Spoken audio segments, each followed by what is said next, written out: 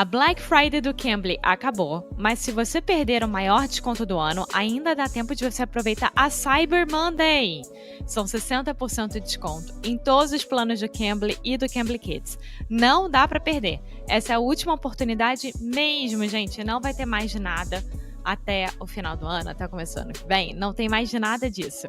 Não existe melhor investimento do que investir em si próprio, não é mesmo? Então, são planos a partir de R$62. Melhor do que isso, só o Cambly. Então não perca, é só colocar aqui na nossa descrição do episódio e apertar o link que vai te dar direto para esse desconto. Ou então é só acessar o cambly.com, o aplicativo do Cambly, e colocar English Monday. Tá tudo escrito aqui na descrição, tá? Então não perca essa oportunidade. Now, on with the show. Hello, hey, sweet people. Welcome to another episode of Inglês no Rádio. My name is Foster, and this is an episode with a lot of first time that we are doing a 3-person interview. The first time... Okay, let me stop and think about this. Recently on the show, we had Ask Jackie, who's a famous YouTuber that teaches English, and I told Jackie she is the most famous person that we've ever had on the podcast. And I think today we have someone more famous. Sorry, Jackie. Love you. Today we have Carina Fragozo from English in Brazil. Hey, Carina.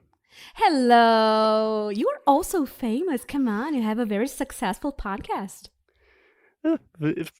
Thank you. Thank you.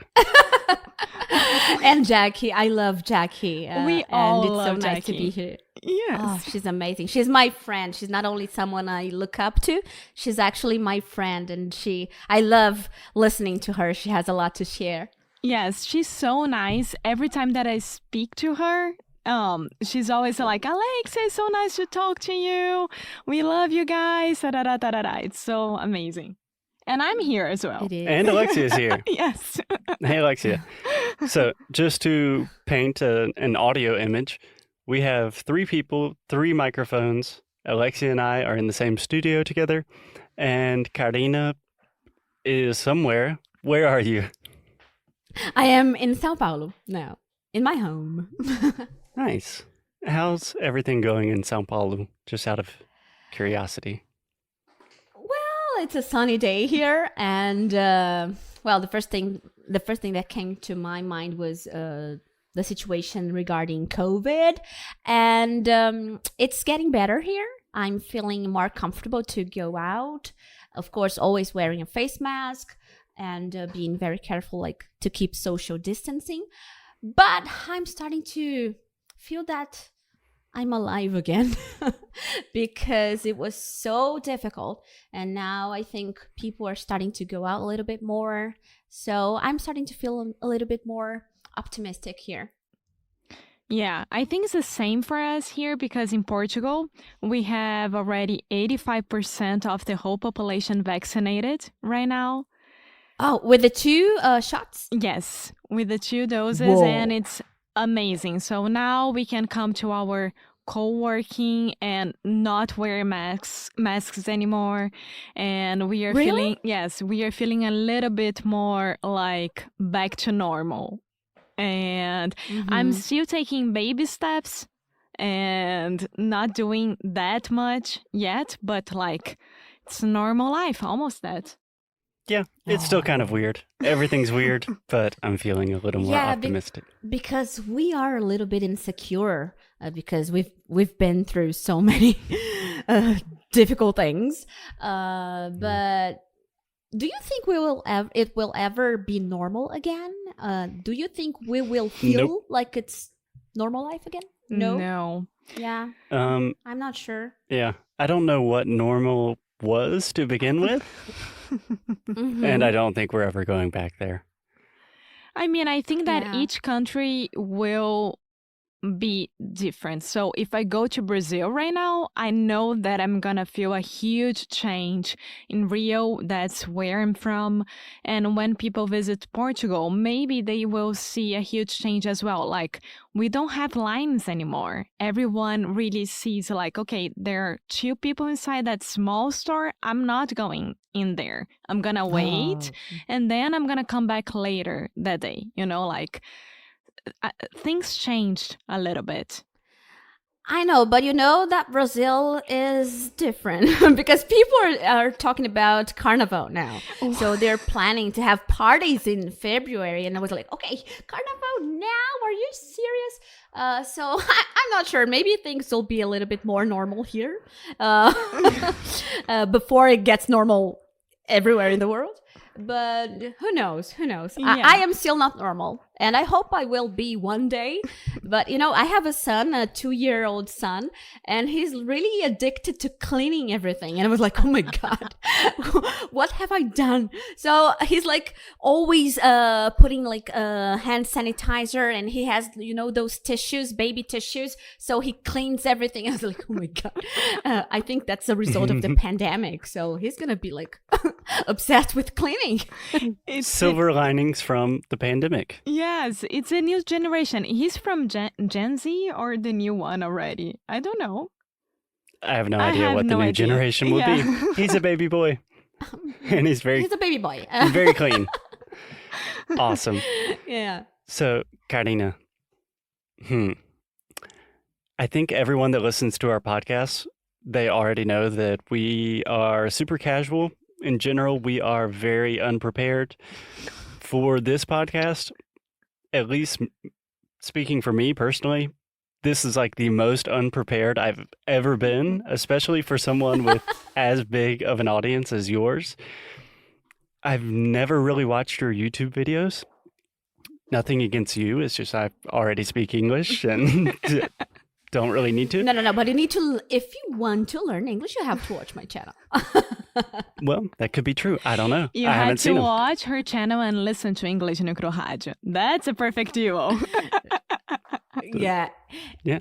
And also English in Brazil podcast. Come on. Yes. I also have a podcast now. Yes, that's very true. Yeah. So I think most people listening probably know who you are, what you do. But I would love to know kind of, you've been doing this for a long time, making YouTube videos, teaching English to Brazilians. We've also been doing it for a long time. I was thinking today, like, it's more than 10 years for me. And I'm curious about, like, what are some of the things that you've learned teaching English to Brazilians? Oh, that's a very general question. I have so much to share. So I've been on YouTube I ask very open-ended questions. Yeah, it's like I could talk about everything here, about anything. So I've been on YouTube for 7 years now, but I've been a teacher for about 15 years because I started teaching in language schools and even regular schools here in Brazil, high school students. So I have lots of experience with many kinds of students, all kinds of, all levels, all ages. And I've always been really happy doing what I'm doing, doing what I do. Then I started YouTube, and I noticed that the responsibility is even bigger when you're on YouTube, because I used to say things like, well, you shouldn't say this because people don't speak like this. And then I would get a comment, well, but here in Scotland, everyone speaks like this. But here in Australia, this expression is very common. And I was like, okay, or even in the United States. So here in Texas, everyone uses this expression. And I was like, okay, so I don't have only a group of students, a group of Brazilian students here.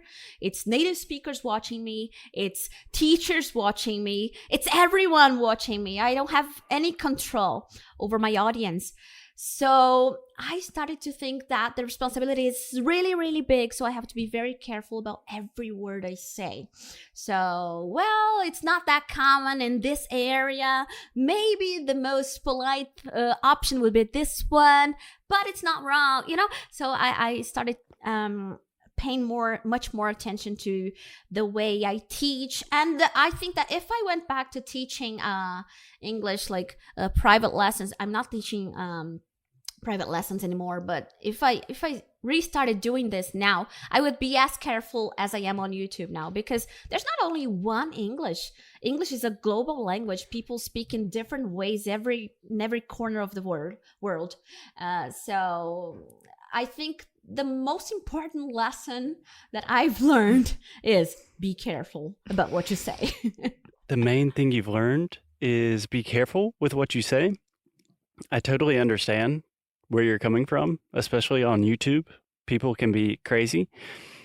And I'm just thinking about how different that is from what we tell people, is like almost don't worry about what you say. Like anything works as long as you're saying something.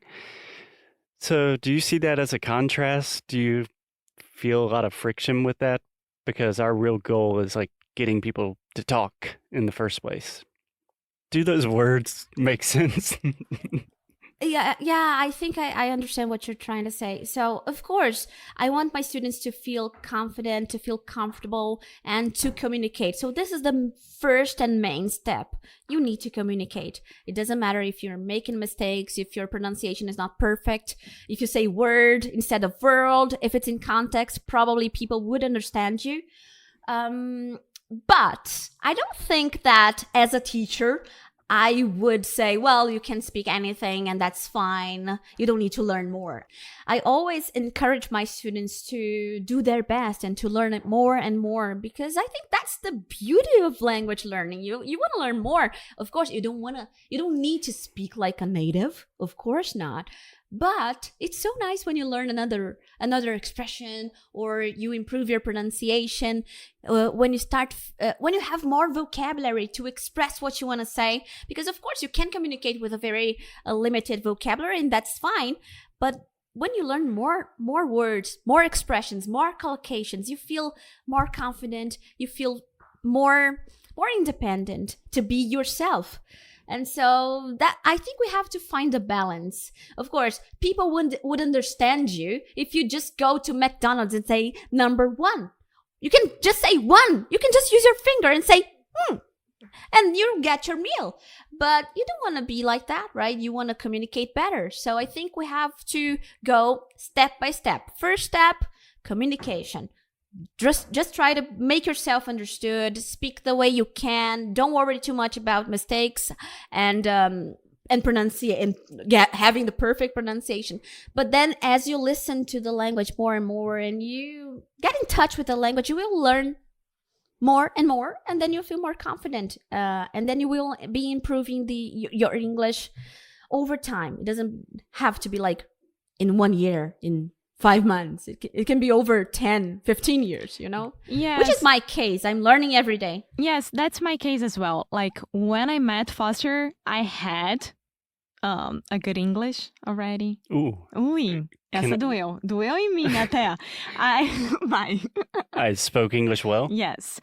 But once I got to know him and we started our relationship, of course, my English is much better right now. And your experience with Portuguese now from Portugal.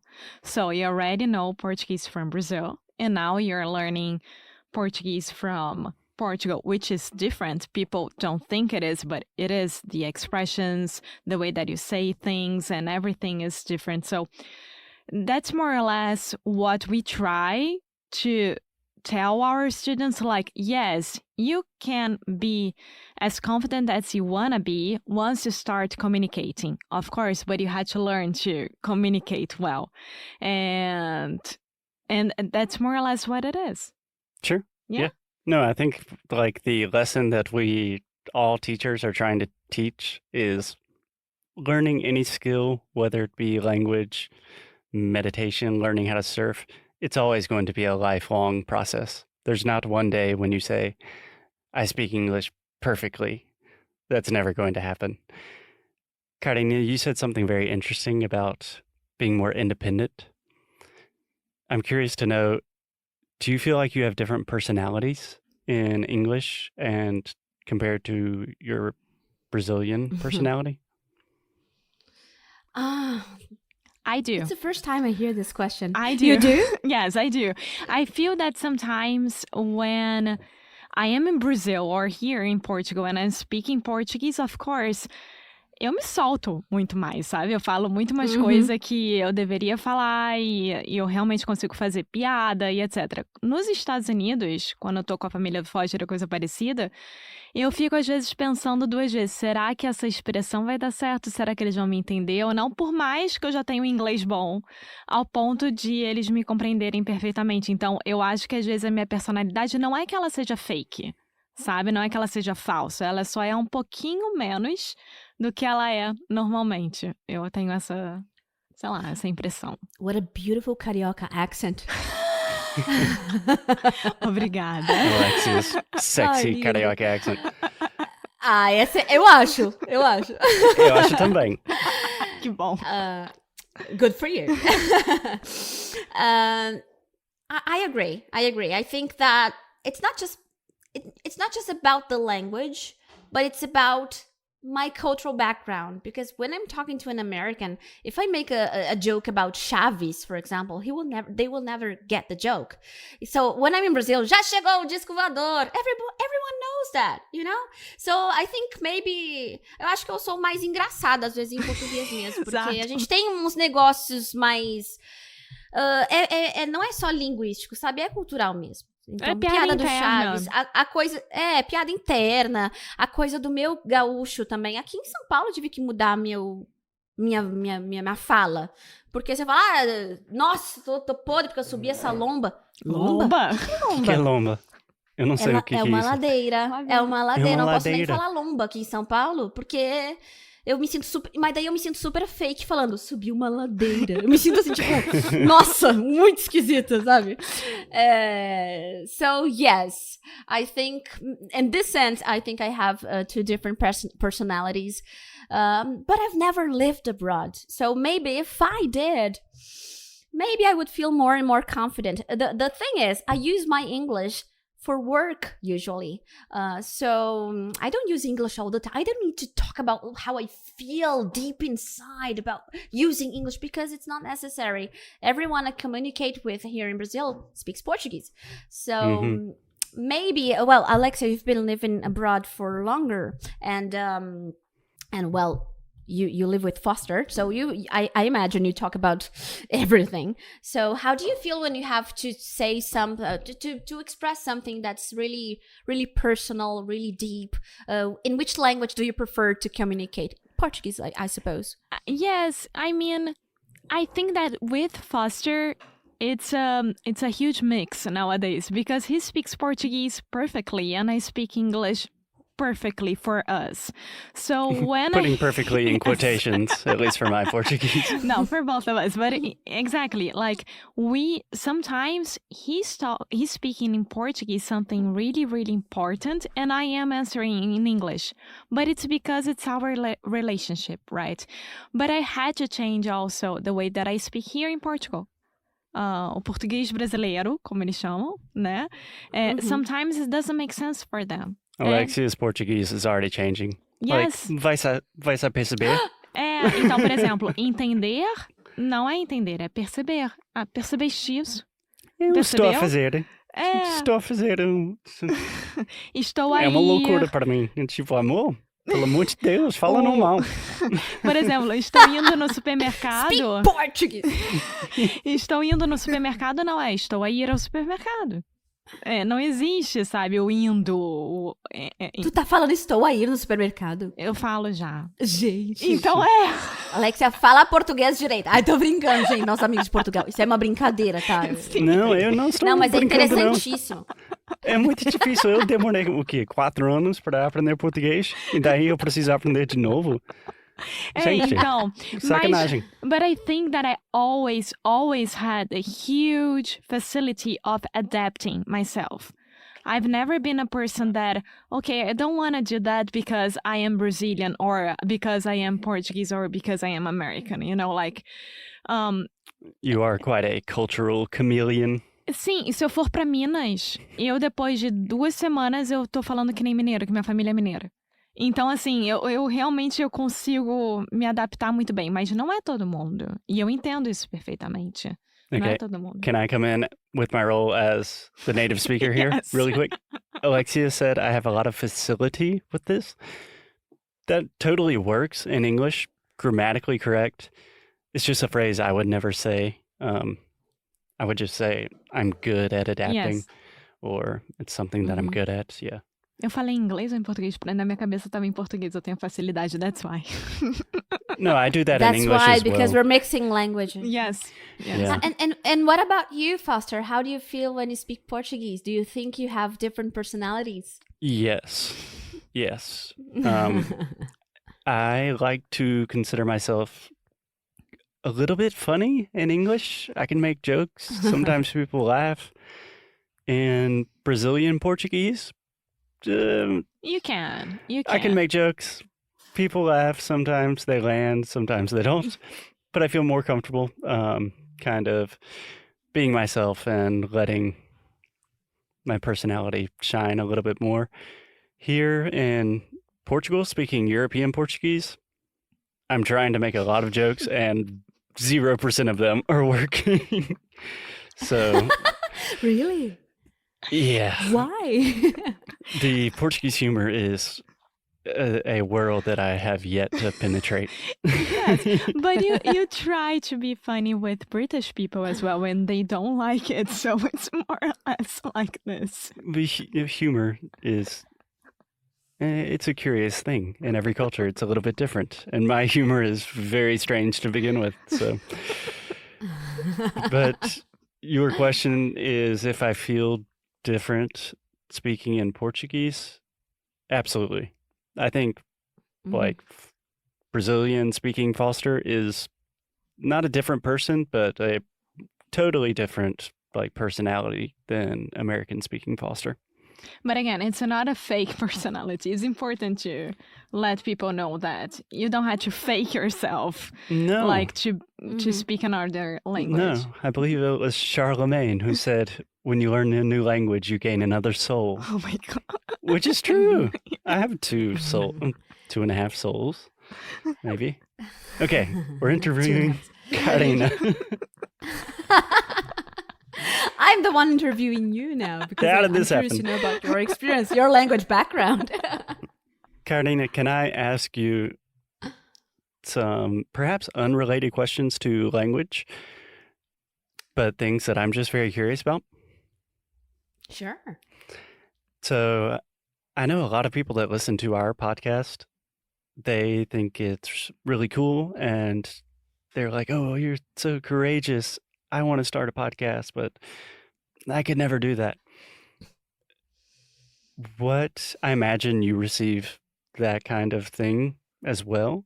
Like people admire you and they want to start a YouTube channel. First, what would you say to those people? And like maybe what are some of the things you would advise them to do or not do? I would say just do it. Just do it because you will never know if it's going to be successful or not if you just start. So you need to start. You need to learn by doing. You'll never be 100% ready to start anything. So when I posted my first video, actually the very first video I recorded for YouTube, I deleted it because I was like, oh, I look so stupid. I don't want to see myself anymore. Just delete it.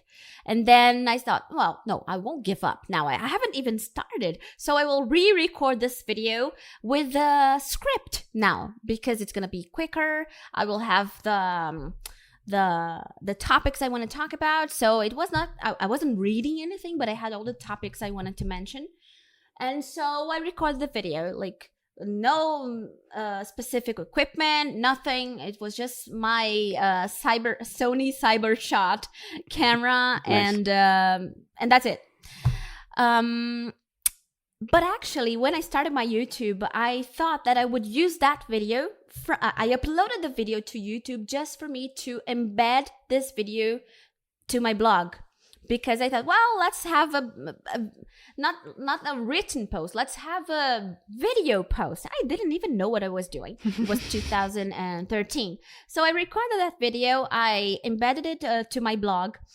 And, my blog had like 100 views and I was happy. But then when I checked the video on YouTube, in 1 week, I had got like 1,000 views. And it was like, oh my God, who are these people? 1,000 views. What happened here?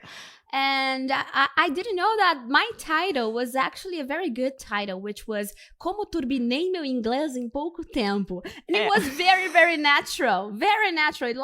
I didn't think too much about this title. I just wrote it. And then I thought, well, I think I will have a bigger audience on YouTube than on my blog. So maybe I could do another video. And then I waited. No. People will get tired of my face if I do another video now. So I have to wait. They have to like forget a little bit about me. And then 1 month later, I uploaded another video, my second video. I didn't know what I was doing, as I said.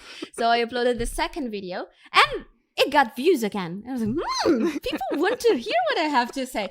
And then I started uploading one video a month because I thought that was the right thing to do. And I was really busy with my PhD, so I didn't have a lot of time to plan. But then I noticed that, YouTube doesn't work this way. You have to upload more and more videos, maybe once a week or even twice a week. But I've always done once a week because that was the most I could do.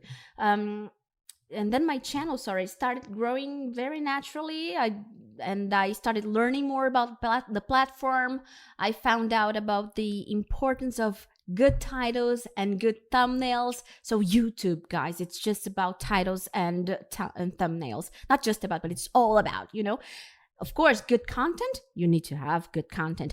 But thumbnails and titles are like 90% of what you have to think about when you upload. And this has actually changed the way I plan my videos. So I used to start thinking about the content. Now I start thinking about the title, and then I develop my content.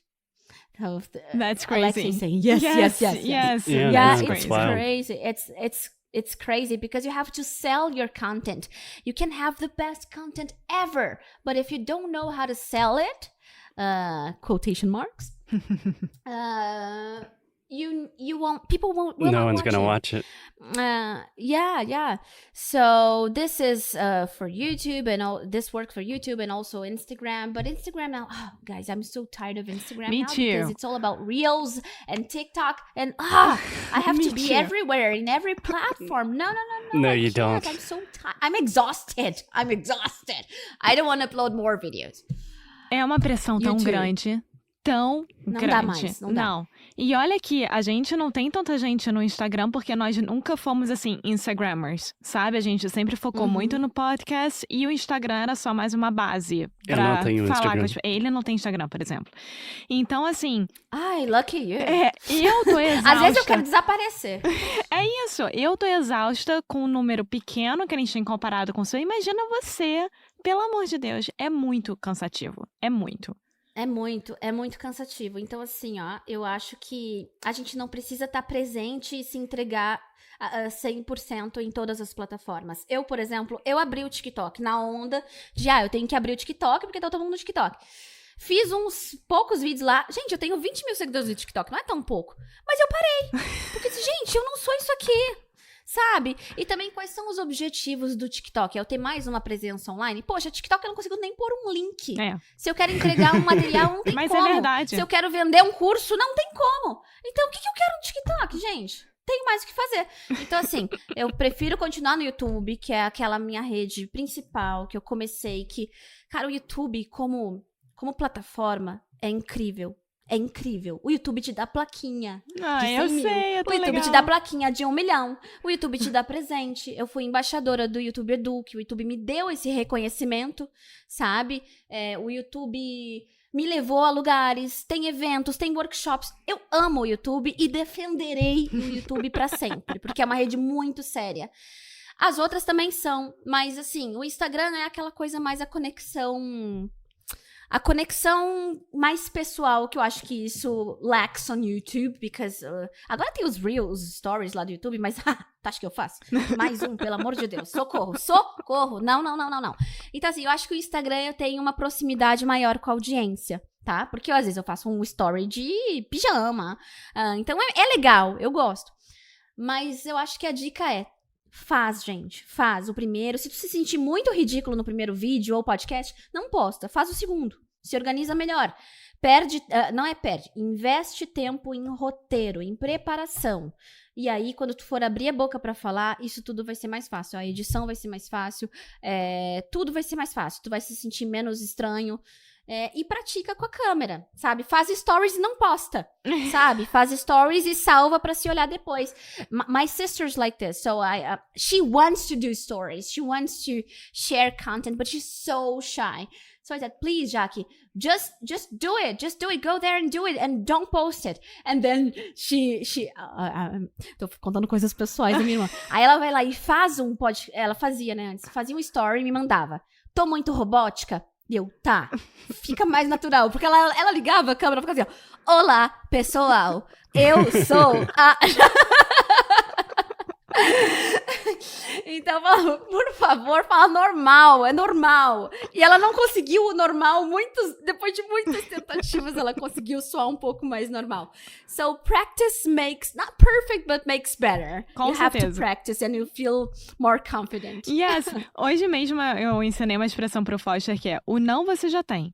Então, a partir daí, vambora. Exato.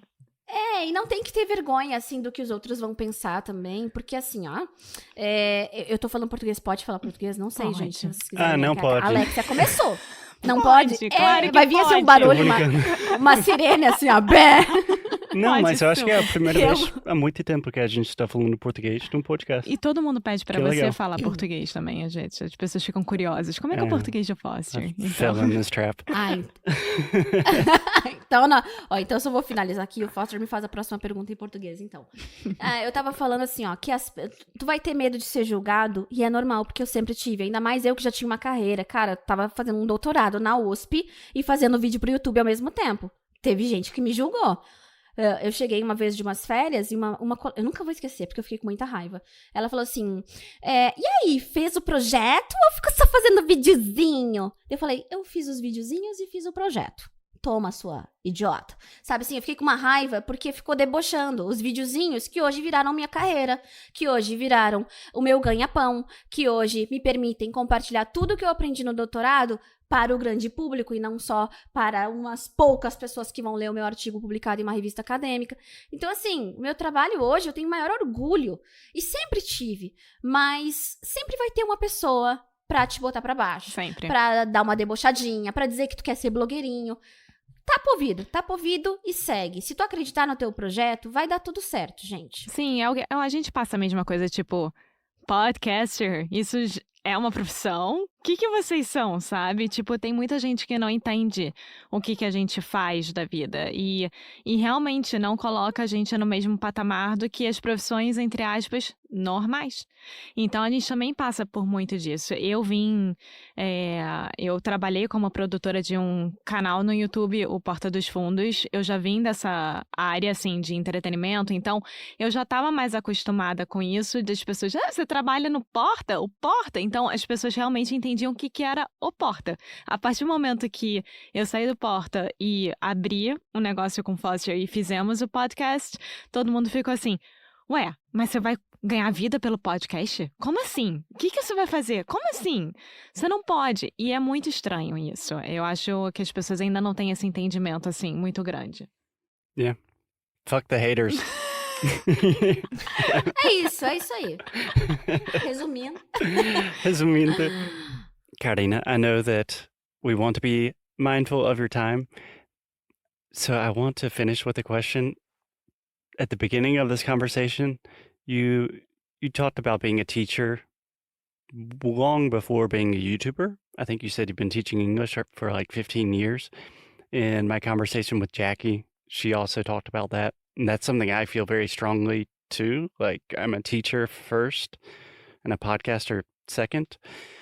How does that feel nowadays? Because I know for us, it creates a lot of tension, like titles, headlines. We don't spend that much of our time actually podcasting nowadays. Most of it's doing things related to podcasting to make our podcast successful. Does that make you a little bit sad, or do you just like playing the game and you're in it to win it? Oh, I've talked a lot about this with Jackie, because we actually feel the same way.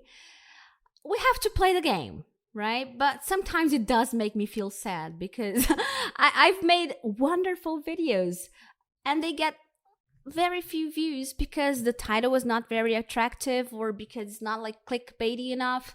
And I was like, okay, so what do people really want? So they want tips, okay, quick tips, TikTok again, and reels and quick stuff. But I'm sharing something that's very deep here and it's free. So please come and watch it. And then they don't. So it has made me feel sad, but it's as any other job. There are some things you like, some things you don't like. So you have to play the game.